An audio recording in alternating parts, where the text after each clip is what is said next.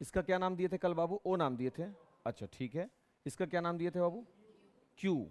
Okay ठीक है ठीक है। ये तो वाई अपना है, ठीक, ये वाई है अपना। और ये तो रेंज हो गया बाबू, कहां तक हम फेंक पाएंगे वस्तु को या गेंद वगैरह। कल हम लोग गेंद का ही बात कर रहे थे, जहां तक हम इसको फेंक पाएंगे यही इसका रेंज है, कुल कितना दूरी वो तय करेगा। अच्छा, इसका मैक्सिमम हाइट जो गया था ये पी दिया था, ठीक है बाबू, एक मिनट। महत्तम ऊंचाई यही है, इसको एच नाम बिंदु। और कुछ था क्या कल? इतना ही बात हुआ था ना, ठीक। हम लोग ये बात कर रहे थे कि अगर हम v वेग से किसी वस्तु को प्रक्षेपित करते हैं, यही था ना, इसका वेग क्या माना था? u वेग, सॉरी आरंभिक वेग u दिया था, ठीक ठीक ठीक। तो सरल रेखा के बारे में पढ़ रहे थे और समतल के बारे में समझने का कोशिश कर रहे थे कि अगर सरल रेखा में वस्तु गतिशील होगा तो केवल x बदलेगा या फिर केवल y बदलेगा, एक साथ इसका x निर्देशांक और y निर्देशांक नहीं बदलेगा, बात हो रही थी। लेकिन अगर इसका एक साथ x और y दोनों बदल रहा है, इसका मतलब यह हुआ कि यह वस्तु कुछ इस प्रकार के पाथ पर चल रही है जो x और y दोनों के साथ काम कर रहा है। और इसीलिए जो चैप्टर बना था हम लोगों का वो था समतल में गति, समतल में गति। और इसी समतल में गति नाम का जो हम लोग के एनसीईआरटी में चैप्टर है, इसी में हम लोग किसको पढ़े थे? स्केलर एंड वेक्टर पढ़े हैं ना, ये हम लोग पढ़े हैं बाबू। और उसी में हम लोग नेक्स्ट टॉपिक जोड़ रहे हैं, प्रोजेक्टाइल मोशन को।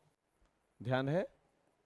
बस यही तो समझना है, और उसमें भी मैक्सिमम चीज तो समझा हुआ है ही है। हाँ देखें, अब हम लोग जितना कुछ बात किए थे, हम लोग बात किए कि अगर कोई वस्तु इस वेग से प्रक्षेप वाले पथ पर गतिशील है तो उसके हर एक बिंदु पर उसके वेग के दो घटक देखने के लिए मिलेंगे। बात हो रही थी, इस दिशा में x की दिशा में जो वेग मिलेगा, घटक जो मिलेगा, वो हम जानते हैं थीटा कोण के साथ रहता है, और वो घटक का नाम है u cos थीटा। और ठीक उसी प्रकार से थीटा के विपरीत है तो ये है u sin थीटा। तुमको लगेगा कि sir cos theta sin theta तो 11 का क्लास का टॉपिक है, कल क्लास 12th वाले को यही पढ़ा रहे थे बाबू, यही घटक समझा रहे थे उनको। समझाते समझाते चिल्लाते चिल्लाते इतना लंबा क्लास चला गया उनका कि छुट्टी देना पड़ गया हमको, मतलब लिखा ही नहीं है, समझाते ही रह गए। क्योंकि हम लोग जनरली होता यह है कि 11th के टॉपिक को हम लोग कैरी नहीं करते हैं 12th में, जो गलत बात है। जब टीचर बोल देना कि ये टॉपिक बाबू ध्यान रखना, ये प्रोजेक्टाइल मोशन टॉपिक नहीं, टॉपिक क्या है इसमें? ये जो निकल रहा है कंपोनेंट, एक बात वो निकला कैपिटल टी, हम कल बताएं आपको कि इसी कैपिटल टी को आवर्तकाल भी बोलते हैं, तो हमको वो याद रखना है। अच्छा तो आवर्तकाल यही होता है, तो हमको ये बात अपने आप को समझा करके रखना है, ठीक है? अब सुनिए ध्यान से। तो अगर वो कण, वो पिंड, या हम लोग के एग्जाम्पल में वो गेंद अगर सीधी रेखा में दूरी तय करेगा तो उसके लिए वेग क्या कहलाएगा? u cos theta.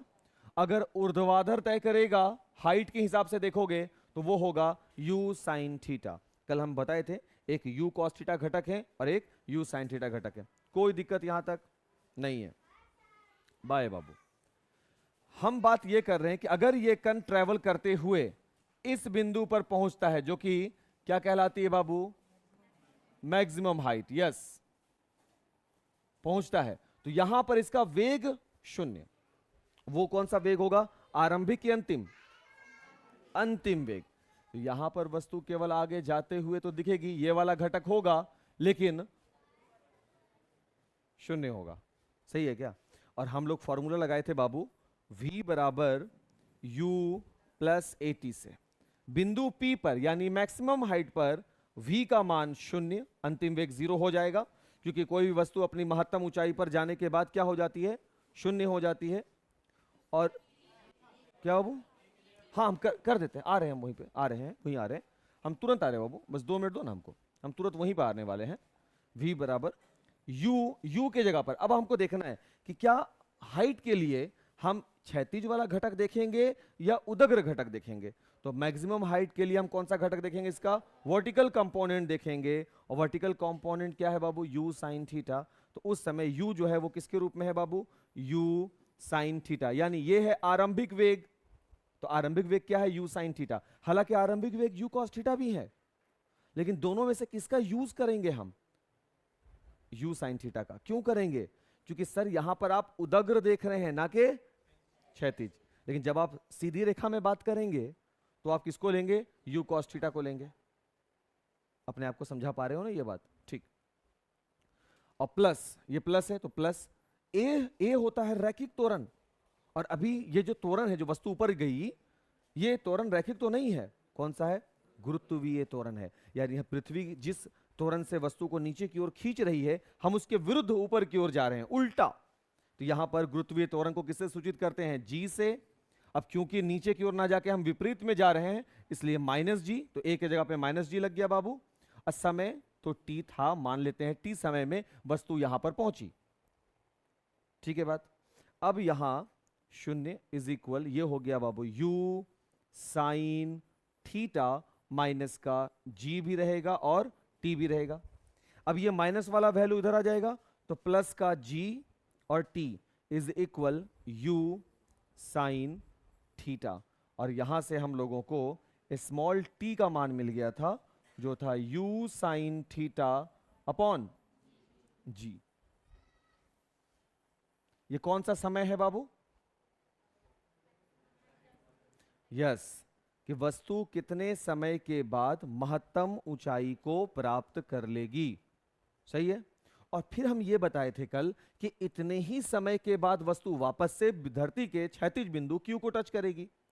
तो यानी समझिए कि वस्तु यहां से उड़ी और उसके बाद मैक्सिमम हाइट को प्राप्त की, और उसके बाद वापस लौट करके क्षैतिज सतह के बिंदु Q तक आ गई। इस पूरे अवस्था को बोला जाएगा वो समय जिसे उड्डयन काल या टाइम ऑफ फ्लाइट भी कहते हैं। तो टाइम ऑफ फ्लाइट का कैलकुलेशन जो होगा, टाइम ऑफ फ्लाइट, यानी इसी को हम लोग हिंदी में क्या बोल रहे थे बाबू? उड्डयन काल। यस। तो उड्डयन काल का जो रिजल्ट आया था वो कैपिटल टी से बता रहे थे। वो यहां से यहां तक जाने का जो समय है वो यहां से यहां तक आने के समय के दोनों के योग के बराबर है। तो यहां से यहां तक का समय हो गया स्मॉल टी, और उतना ही टाइम यहां से यहां तक आया तो एक और प्लस टी, दोनों के लिए सीधे 2t लिख देंगे। सही है। और इसीलिए यहां पर हम लोगों को उड्डयन काल मिल गया था इसका दुगुना, यानी 2u अपॉन g। ये भी कल हम लोग डिराइव किए थे बाबू। आ रहा बात समझ में? दो बात होने के बाद अब हम इस पर बात करेंगे कि वस्तु कितना दूर गई थी। गेंद को अगर हिट किया गया था तो वो गेंद कितनी दूरी पर आकर लगी थी। यहां आई थी ना गेंद, ये दूरी निकालना है। उस दूरी को बोला जा रहा है, देखो मूल बिंदु से गेंद जहां पर फाइनली आपको मिल रही है उस दूरी को बोला गया था कैपिटल आर। और ये जो कैपिटल आर है, ये कैपिटल आर किसको बता रहा है बाबू? रेंज यानी परास को। सही है। और हम लोग ऐसे आम बोलचाल में देखें तो हम इसको दूरी बोलेंगे। तो बाबू ये गेंद जो यहां पर आई कितने टाइम के बाद आई? इसी टाइम के बाद ना आई? यही टाइम है ना कि ये स्मॉल टी वाला टाइम है। स्मॉल टी तो वहीं पर है, कैपिटल टी है ना। तो अब यही बात तो है बाबू, कितना सा बात अपने आप को समझा दोगे तो टीचर अगर कहीं पे गड़बड़ा भी जाए तो तुम तुरंत बता दो सर यहां पे गलत हो रहा है। हमको मालूम है कि कैपिटल टी समय के बाद वो गेंद कहां पर आ जाएगी? बिंदु क्यू पर आ जाएगी। इसलिए फॉर्मूला लगेगा दूरी। तो यहां पर दूरी बराबर चाल गुने समय होगा। चाल की जगह पर वेग होगा क्योंकि उसकी दिशा निश्चित है। तो वेग हो गया u cos थीटा, और समय हो गया कैपिटल T, जो कि मेरा यहां पर कितना है? 2u cos थीटा, साइन तो sorry sine theta upon g। ये बताइए कल ये वाला नोट करवाए थे ना दूरी? हाँ ठीक। तो अब देखिए कितना निकला वैल्यू भाई। r is equal u square को साइड कर दीजिए बाबू, तो ये बन जाएगा 2 sine theta and cos theta, yes, upon small g. Clear? और फिर एक फॉर्मूला कि 2 sine theta and cos, trigonometry पढ़कर आए हम लोग यहाँ पे, है ना, इज इक्वल, हम ही पढ़ा है इसलिए तुम झूठ भी नहीं बोल सकते, साइन 2 थीटा। अब यहां पर 2 sine theta into cos theta के बिहाफ में साइन 2 थीटा लगा देंगे, तो रिजल्ट हो जाएगा परास कितना दूरी गेंद जा सकता है, वो है u square sine 2 theta upon जी।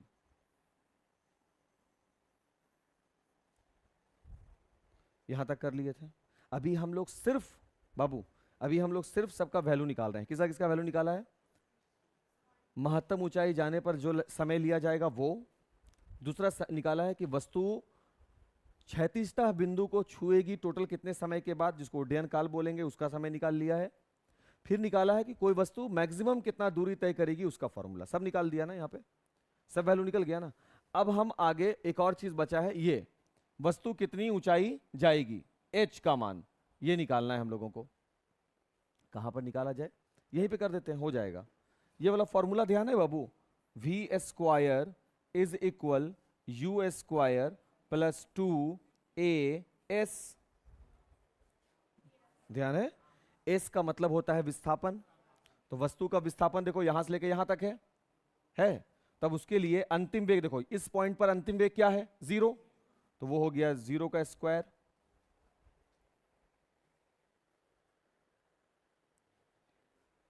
लेडी है आ रहे, अरे मत बोलो मत बोलो। ठीक है बाबू, इसका v यहां पे 0 क्यों किए हैं? क्योंकि इसका अंतिम वेग यहां पे 0। सर आप कहां के लिए निकाल रहे हैं अभी? Maximum height. यहां जाने के बाद वेग क्या हो गया, खत्म, 0। u क्या रहेगा, कौन सा वाला, कॉस घटक की साइन वाला? यहीं पे स्लो काहे हो जाते हो भाई, साइन वाला रहेगा ना।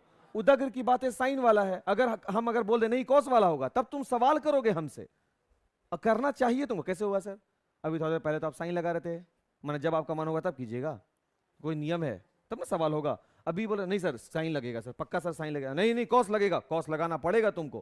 कैसे, तब सवाल तब ना मजा आएगा पढ़ने में।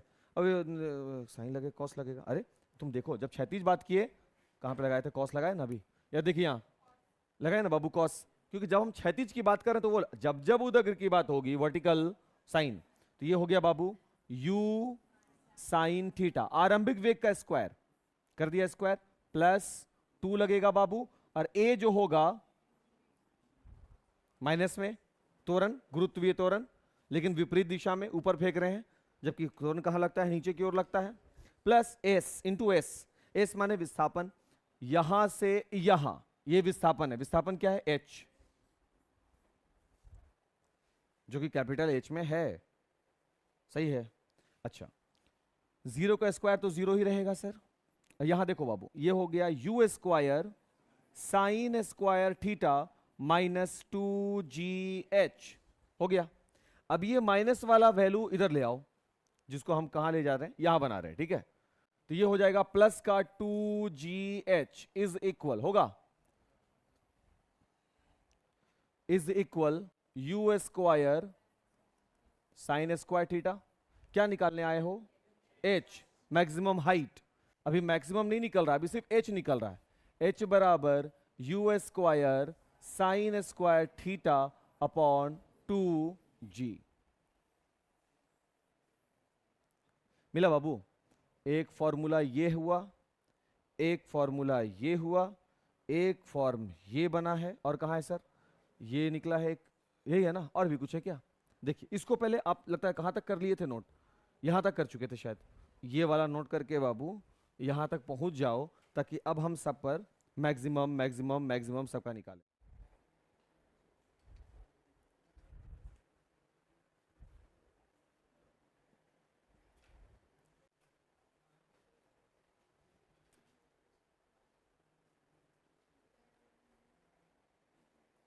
हो गया बाबू,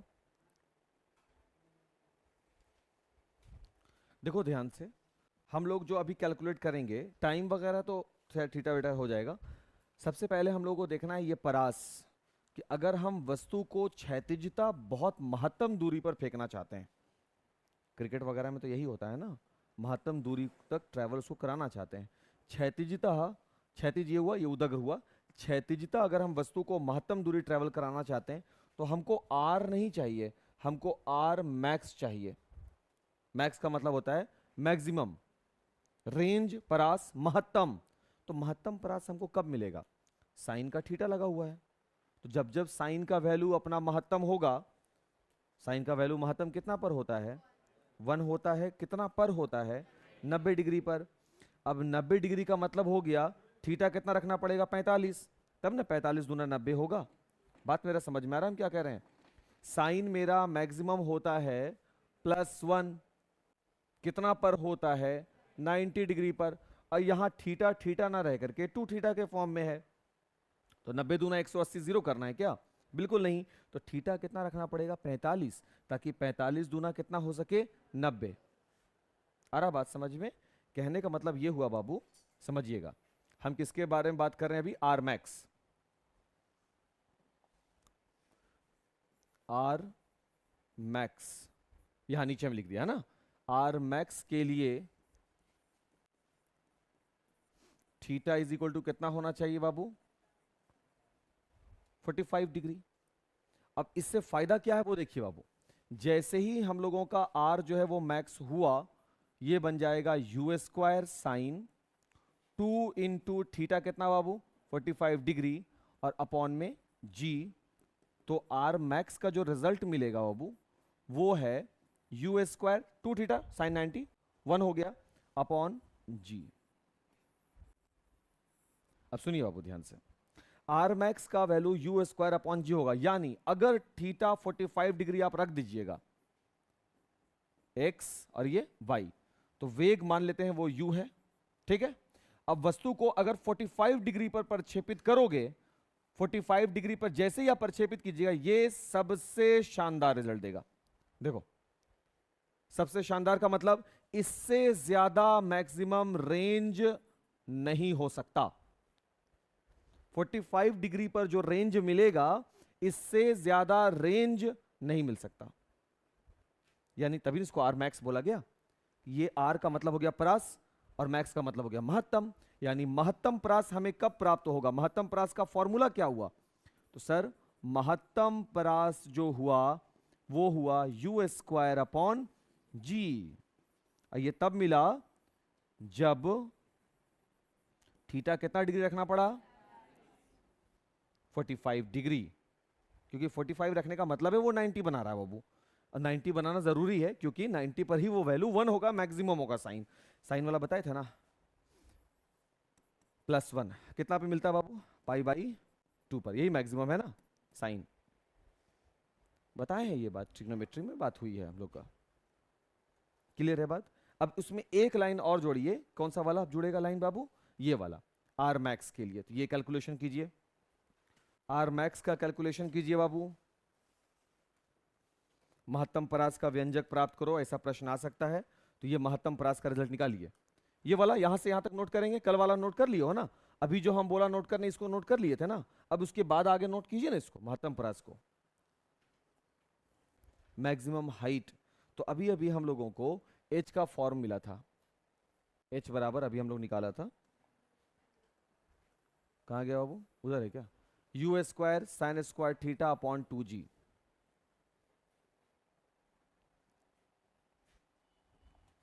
you square sine square theta upon 2g, ये h था, ये है ना। अभी इस h को महत्तम होने के लिए कितना चाहिए? तो h मैक्स कितना चाहिए? देखो बाबू h मैक्स कितना हो जाएगा? तो आप बोलिएगा sir you square sine square theta कितना होना चाहिए? साइन महत्तम होगा। साइन महत्तम का मतलब कहां पर? 1 बनाना है तो 90 डिग्री पर, तो वहां पे लेके चले गए उसको, अपॉन में क्या लग गया? 2g। तो h मैक्स जो होगा उसका फॉर्मूला निकल कर आ गया यू स्क्वायर, और साइन 90 का वैल्यू 1 होता है बाबू, तो वो तो खत्म ही हो गया, और ये वैल्यू मिल गया। एच मैक्स कितना महत्तम ऊंचाई तक कोई वस्तु जाएगी? सर वो दो चीजों पे डिपेंड करेगा, पहला है वस्तु को कितने वेग से प्रक्षेपित किया गया है, और दूसरा गुरुत्वीय त्वरण क्या है, तब मिल जाएगा हमको क्या? एच मैक्स मिलेगा। तो पृथ्वी के लिए तो गुरुत्वीय त्वरण का मालूम है ना बाबू, 9.8 मीटर प्रति सेकंड स्क्वायर। हम लोग अपने कैलकुलेशन में सहूलियत के लिए इसको लगभग 10 मान लेते हैं, बट उससे आंकड़ा बहुत ज्यादा डिस्टर्ब हो जाता है। हम लोग 9.8 मीटर प्रति सेकंड स्क्वायर रखेंगे, जो कि फिक्स वैल्यू होता है, सभी जगह पे नहीं, बट हाँ मैदानी क्षेत्र के लिए तो फिक्स है। और u का मान किस पर डिपेंड करता है, कितने वेग से वस्तु को प्रक्षेपित किया गया। अगर ये मालूम हो जाए तो हम ये पता लगा सकते हैं कि वस्तु महत्तम कितने ऊंचाई को प्राप्त करेगी। मिल गया? क्लियर? इसको भी नोट कर लीजिए बाबू।